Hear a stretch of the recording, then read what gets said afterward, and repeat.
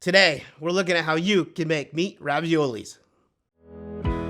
Mouth-watering family recipes, easy-to-make meals, humor and faith fill the inspiring show Dano on the Counter.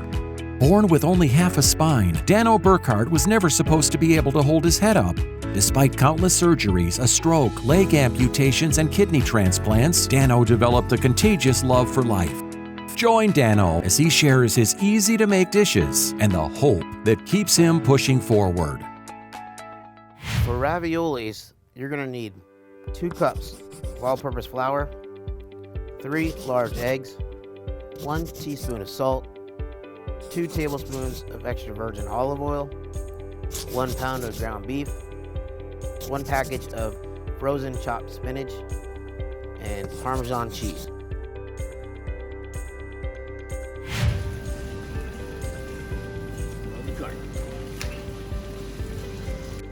Being able to reach things is always an obstacle, especially when shopping.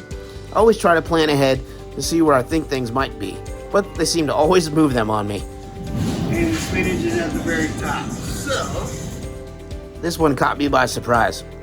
I usually find it on like the bottom shelf, but this time it's on the top. So we'll have to wait on the kindness of a stranger to help us out.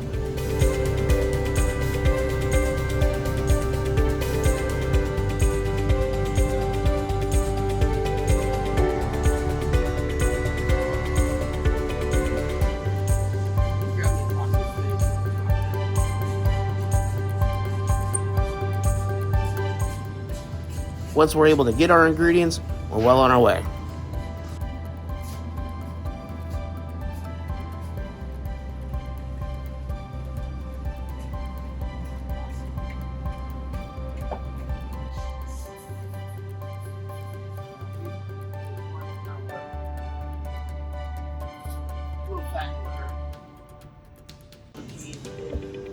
Selecting the right cheese for our ravioli is important.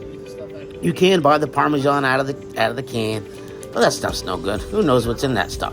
So always go to the deli and pick out the best ones I can find.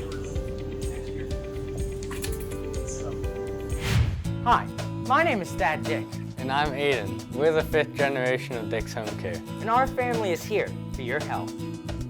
If you're considering a lift chair, call or stop in and see us at Dick's Home Care. Our chairs come in a wide variety of fabrics and finishes. We even have chairs that are able to be closer to your wall in case you have a small space. Dick's Home Care, Central Pennsylvania's leader in mobility products.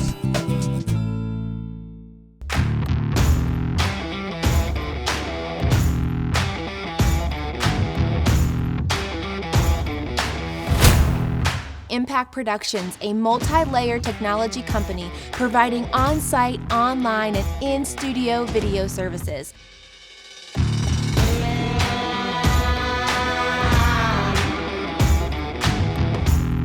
Contact Impact Productions to capture your story. All right, guys, welcome back into the kitchen. And today we're gonna do our raviolis. I don't know if you guys remember or not, but one of the first videos I ever did on the counter was making my family's recipe of a ravioli. Now this ravioli recipe goes back a long ways. I remember doing this as at my grandparents' house, actually, as a young kid.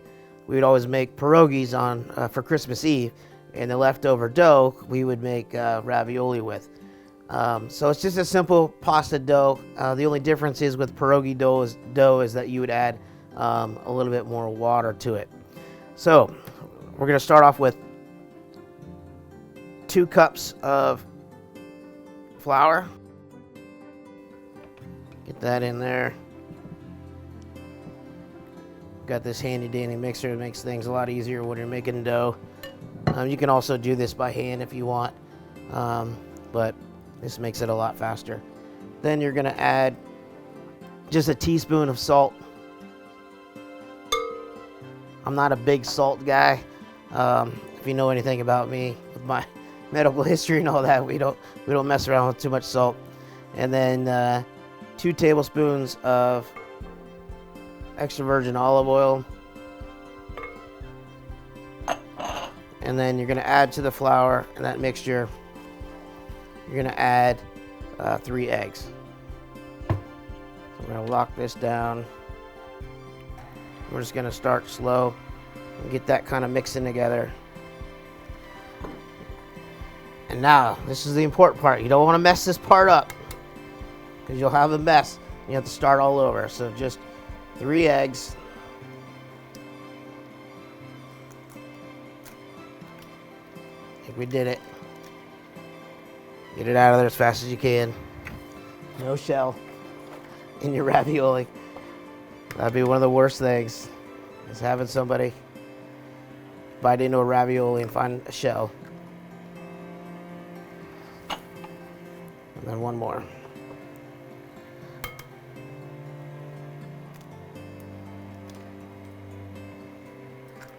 All right. A little bit of egg white in there. We're good to go. And we're just gonna let this mix for a little bit. You're gonna let this go for probably 5 to 10 minutes. Let it mix. Check it. Get that flour mixed in there. Scrape the sides. Make sure that all gets incorporated in there.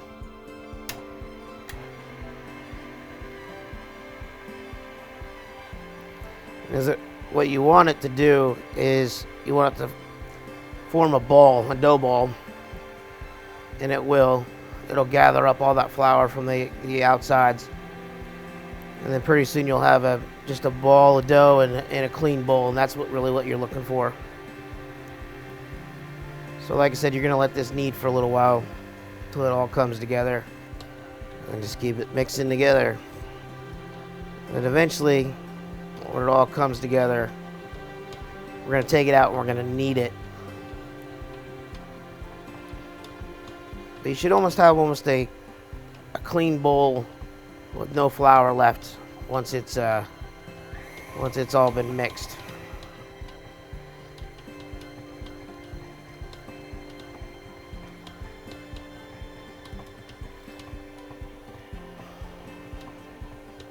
So let's take a look at it here.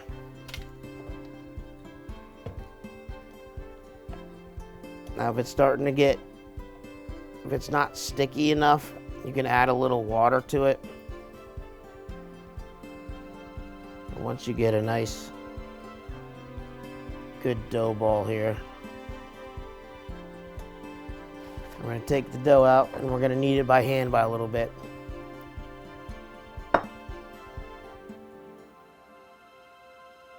You can do it right on the counter. It's not going to hurt anything. And if you need to, like I said, you can add a little water. Or if it's too dry, if it's too wet, you can add more flour to it.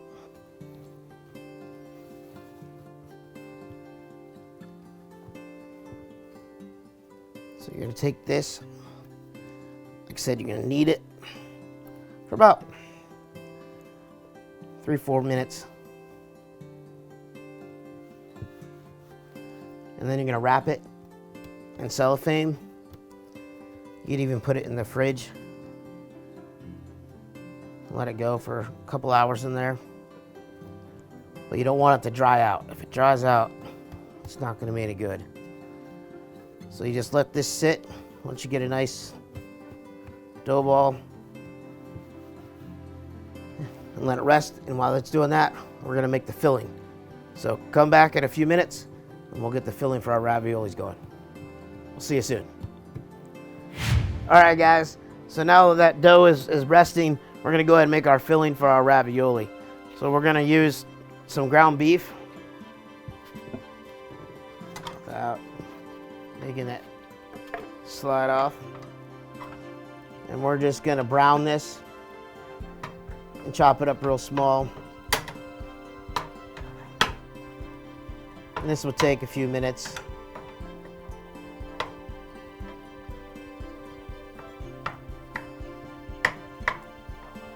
And it'll cook down. Now, when it comes to raviolis, you can put whatever you want in them. I know a lot of people put just some ricotta cheese and garlic in them.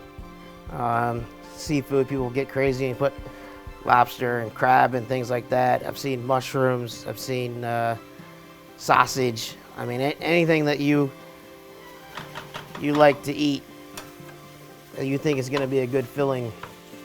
Just plain cheese is good too.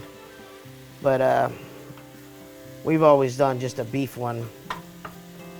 And we actually add a little bit of spinach to it as well.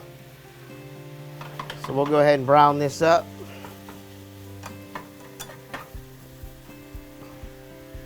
And we'll get it mixed together, put our filling together. All right, guys, as you know through the magic of television, we got ourselves a larger skillet, and we got some cooked ground beef already drained, ready to go. So our filling is about a third of the way done now. We're just gonna finish cooking this up.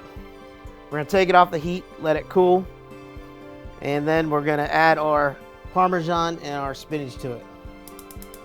We'll take it off the heat.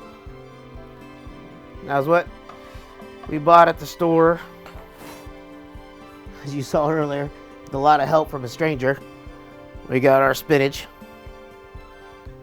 So we want to get as much moisture out of this as we can, because we don't want a soggy ravioli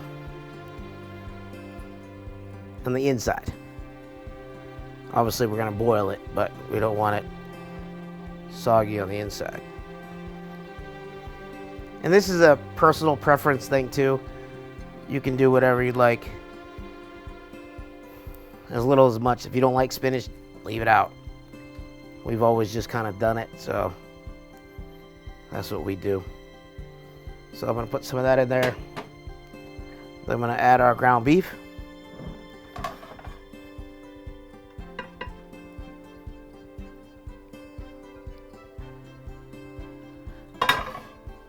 Then we're going to mix this all together.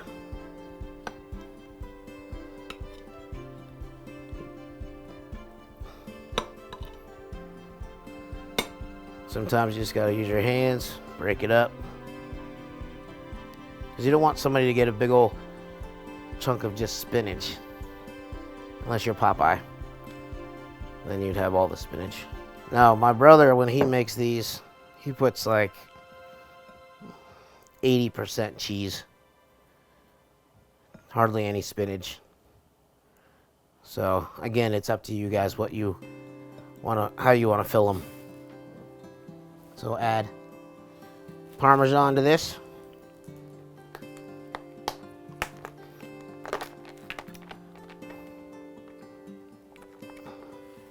Hands are greasy.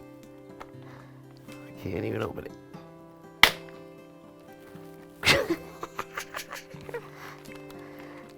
It's a good day to wear black, right? Flour, Parmesan cheese. So we're just gonna sprinkle some of this in here.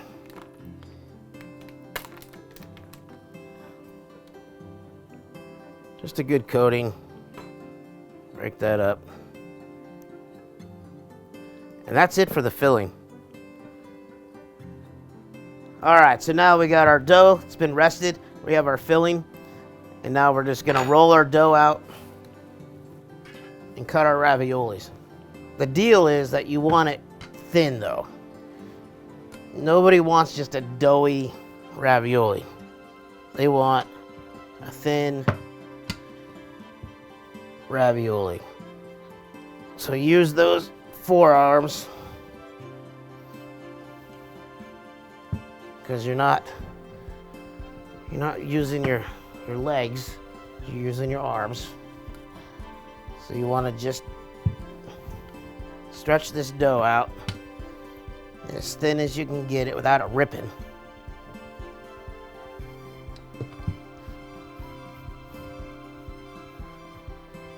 As you can see, we're getting pretty thin here.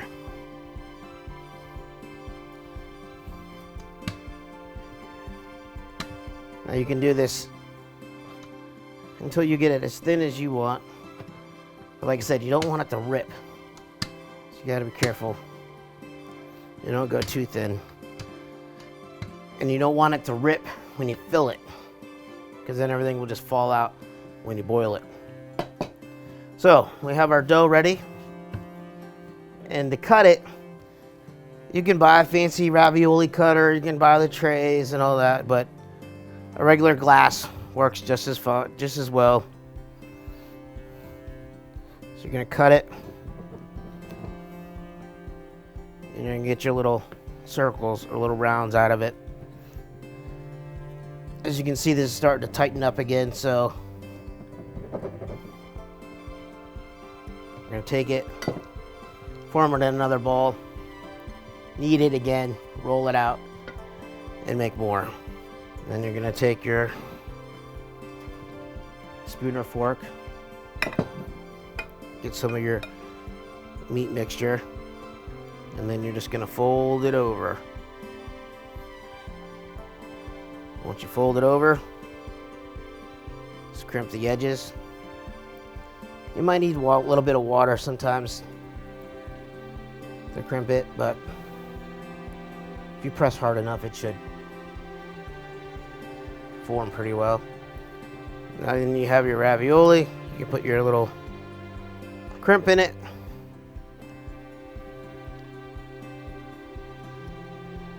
And then you have, oops, a little piece of filling there. You have your ravioli. All right, guys, so welcome back. We got our raviolis made here. We got them rolled out, got them filled. They're all crimped. We've got a pot of water, almost coming to a rapid boil. We've got a little bit of salt in there. But again, like I said, I'm not a big salt guy to begin with, so I don't like to add salt to many foods. But so we'll get these, as soon as this water's comes to a hard boil here, we'll go ahead and plop these guys in here.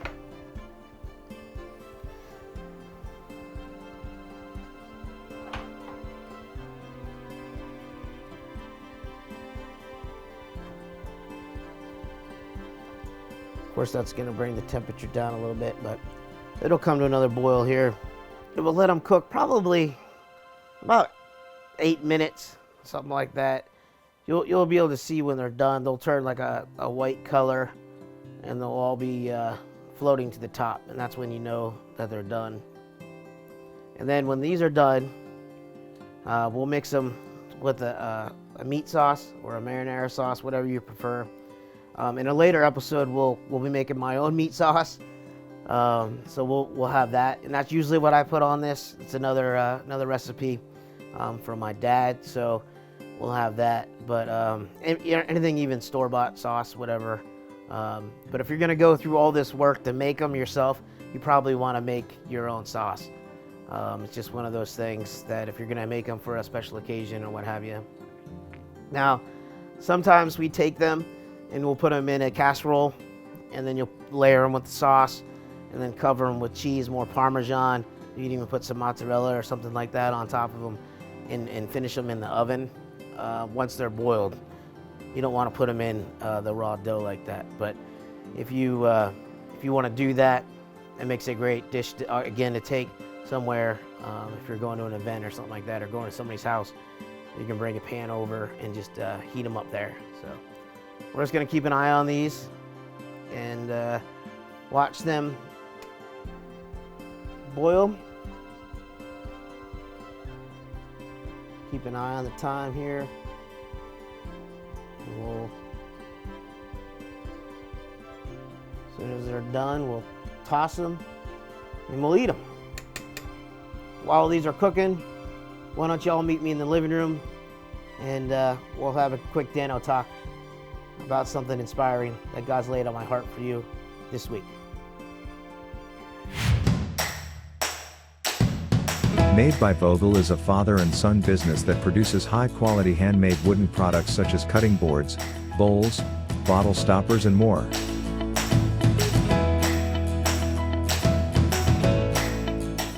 Products for sale can be found on their Etsy site or in downtown Altoona at the Clay Cup. You can't go wrong buying from Made by Vogel.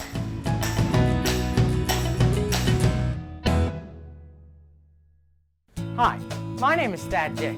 And I'm Aiden. We're the 5th generation of Dick's Home Care. And our family is here for your health. One of the biggest benefits we have here at Dick's Home Care is the Bruno Stairlift. Basically, the Bruno Stairlift is built right here in the USA. It is constructed of aluminum track with steel gear rack.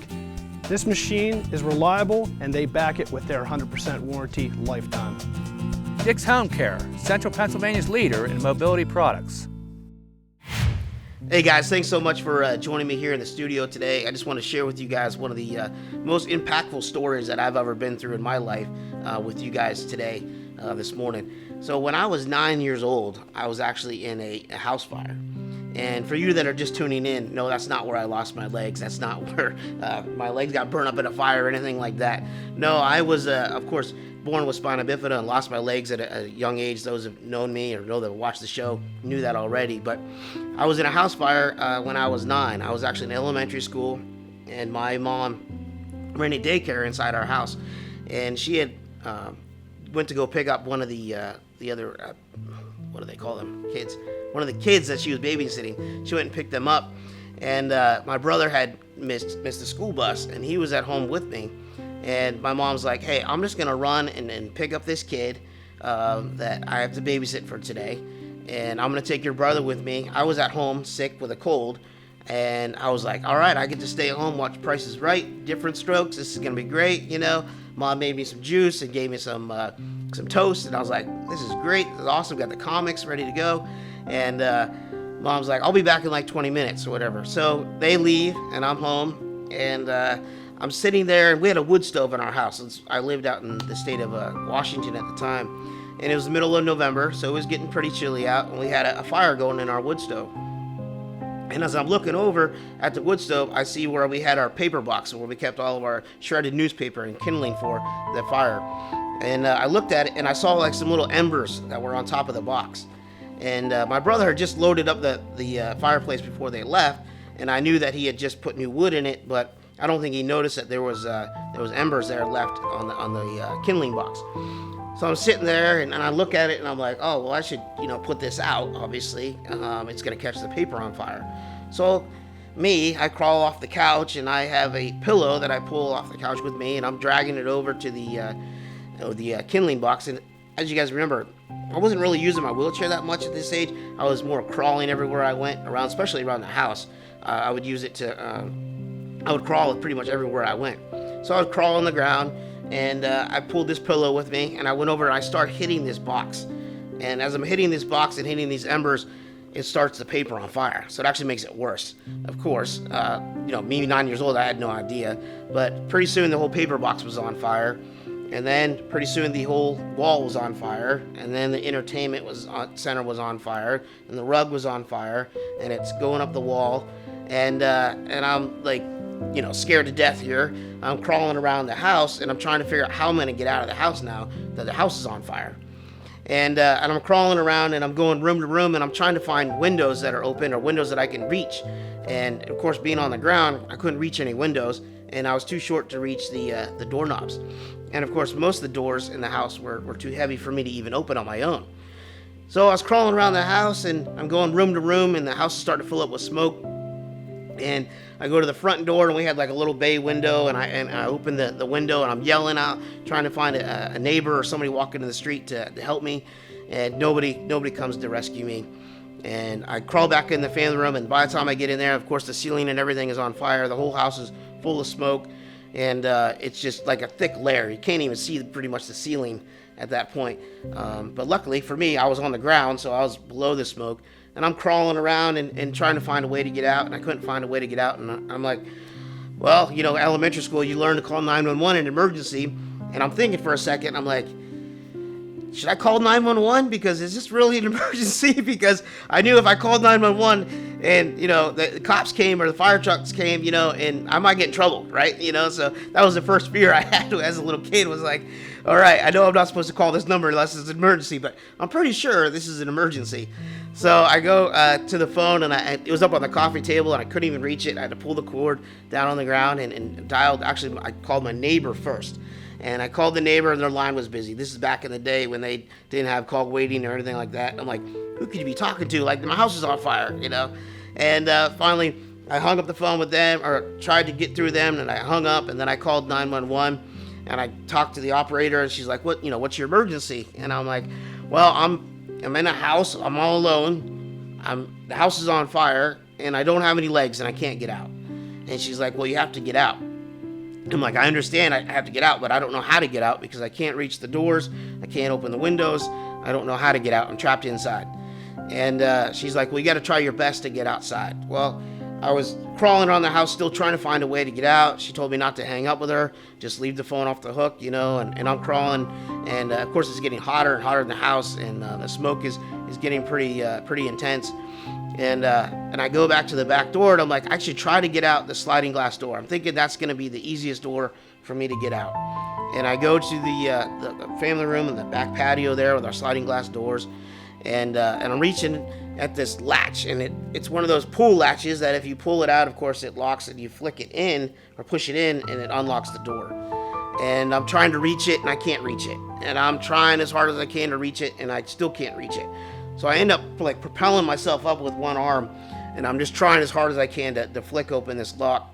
And finally, after like third or fourth time, it finally unlocks. Now I got the door unlocked, now I need to open it. So then, I'm just a little kid, 9 years old, no legs, obviously, I'm pretty small at this point, and I'm trying to push this heavy glass door open. And like I'm pushing as hard as I can, and it won't budge, and then I go down to the one end, and I'm pushing real hard on the bar in the middle. And finally it opens up a crack, and then I finally slip my fingers in there, and I slide the whole door open, and I'm able to get outside. Hey guys, I'm going to stop the story here for today, but I'm going to go check on those raviolis in the kitchen, and I'll tell you the rest of the story next week. All right guys, thanks so much for joining us today on Dano on the Counter. Got our crew back again. We're going to give it a shot here, our raviolis, and hopefully we'll see you guys next week on Dano on the Counter. If you have questions or comments about the show or topics you would like me to speak about, please reach out to me, Dano@DanoBurkhart.com. And also check out the website, DanoBurkhart.com, for all the previous episodes.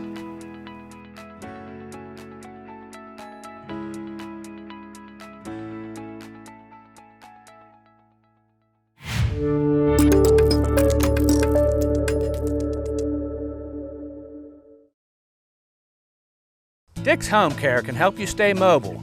Dick's offers a full line of scooters to help with mobility both inside and outside your home.